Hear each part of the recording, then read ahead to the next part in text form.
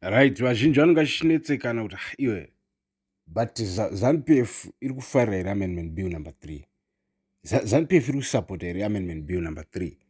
So right now mukomana Rutendo Matinyarara wabudisa information iri kutitaridza kuti imo mukati meZANU-PF chaimo constitution yeZANU-PF haisi kutobvumirana nebill number 3. So regai tipinde mustatement raissuwa naRutendo Matinyarara and then tozobva taona kuti haufa. Hanzi, CAB 3 is contrary to ZANU-PF constitution. One of the biggest problems many have overlooked with CAB 3 is that it does not comply with the ZANU-PF constitution.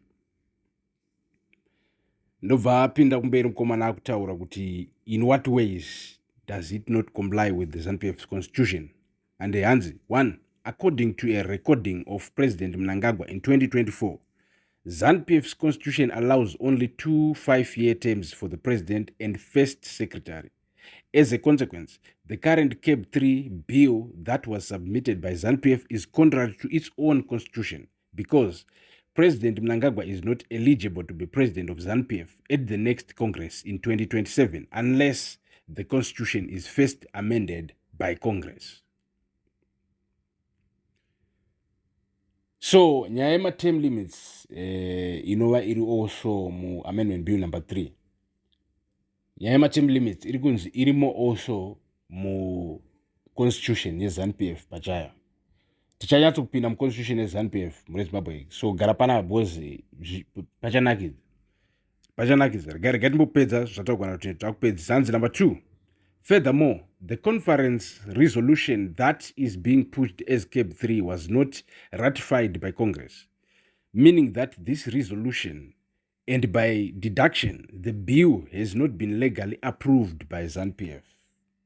Now, whether someone within ZANU-PF has the courage to take this issue to court in the current atmosphere of intimidation and fear remains to be seen. Right, muri Zimbabwe mukomana achibva apedza. So zviri kunzi even hanzi the conference resolution yakapushwa as CAB 3 was not ratified by Congress, meaning that this resolution, and by deduction the bill has not been legally approved by ZANU-PF. Tatipadzokorera papa. Zviri kureva kuti tichitarisa mugwara remusangano. Gwara remusangano riri kunzi CAB 3 yakabuda mugwara remusangano. But tose toziva politics kuti igame rekupinzira policy yako zviri kuitwa naPresident Mnangagwa. And then from there you have to also go maybe ku ZANU-PF. But ZANU-PF zvayo it's a party yekuti chero mukanzwa Mnangagwa achitaura anenge achizama kuti vanhu vemuZANU-PF vacontroleke. Hanzi naPresident Mnangagwa ZANU-PF kana wajoina ZANU-PF wava comrade, and macomrade anoteerera maleaders, anoteerera gamba rinovatungamirira, haabvunzi mibvunzo. Macomrade anozvibata senzira dzemasoja. So muri Zimbabwe tigaiti timbotaura zvida so a military camp kunzi wajoina Zimbabwe Defense Forces is a different thing from chinhu chinonzi democracy. Army inoshanda nema-orders, nema-laws, ekungoti whatever the leader says, you follow that without questioning. And so if President Mnangagwa inside ZANU-PF vachidzidzisa vanhu vanenge vajoina ZANU-PF, because tinomaona maconference eZANU-PF, kwete maconference, kwete pavanouya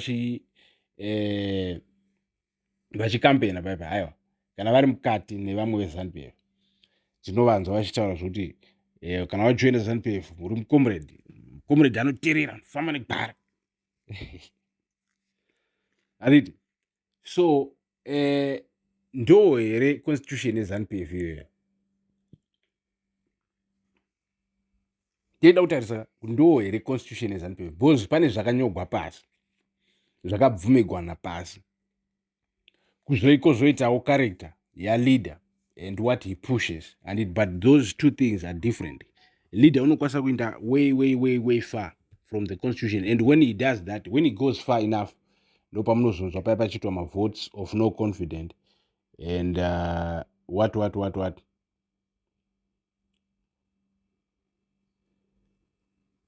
pachiitwa mavotes of no confidence, pachiitwa chichi munhu obviswa kana kuti munhu omboiswa pakunozorora. So kana tabva ikokoko, infact tichiri ikokoko bhozi ndo pane nyaya yesaka iri kutaurwa panapa kunzanzi bill number 3 riya harisi pamutemo kwete wenyika chete but also harisi pamutemo weZANU-PF, harisi muconstitution yebato reZANU-PF. So toda kunyatsokuongorora kuti bato reZANU-PF kana tichitaura kuti tinoti isusu 2 ma5-year terms for mukuru webato, the first secretary. Ko panoendwa kumavotes, why is it that president weZANU-PF unoenda uncontested? We heard muna 2024 President Mnangagwa was uncontested. Why? Is it lack of is it like everybody believes in the greatness of the leader, or is it the intimidation iri kutaurwa narutendo panapa iri kunzi hanzi now whether someone within ZANU-PF has the courage to take this issue to court in the current atmosphere of intimidation and fear remains to be seen. So rutendo ari kutaura kuti pane intimidation and fear as of right now, pane too much intimidation and fear. So ndiani achaendesa nyaya yekukoti, ndiani achamira achiti no, President Mnangagwa is going against constitution yebato? Is it Chiwenga, macomrade, retired general? Because pane vane fear, but pane vakungoti they live this life, it's a normal life to them. Vana hiri mchina takaona vachibudisa madocuments avo vachiramba Cape 3. So you can't say there is fear. There is fear, yes, but there are still people who talk and it. So murezi babo muri kuona nyaya, muri kuona mamiriro akaita nyaya, ende imimi tida kunyatsokunzwisisa kubva kwamuri kuti what else do you know about the ZANU-PF constitution, and what do you think is in the Cape 3 Constitution Amendment Bill number 3 zvisingaenderani nezviri muconstitution yeZANU-PF? Tiudze comment section, tenge chiverenga pfungwa dzenyu dzese. And do you also agree nekunzi kana ukajoina ZANU-PF wava mucomrade, and mucomrade unotevera gwara remusangano mostly without even questioning? Like questioning is like uri kutokanganisa nzira dzemasoja. Do you think that's what ZANU-PF is, or it's actually a democratic party? Chii chakanyogwa pasi nemafounding fathers eZANU-PF chakabvumigwana kuti ZANU-PF izvi ndo zvairi, and this is how ZANU-PF operates, and it vazhinji vedu semazimbabweans takanyoregwa philosophy, takasarudzigwa masubjects ekudzidza kuchikoro neZANU-PF, and it, because the political party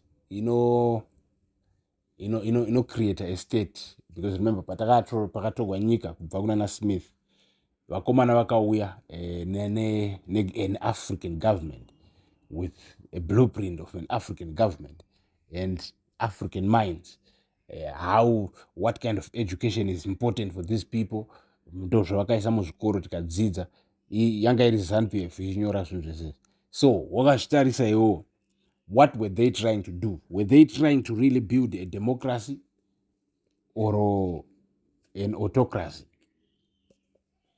Pfungwa dzenyu ndo dzakakosha muRezimbabwe. Tiudze pfungwa dzenyu comment section. Thank you for watching.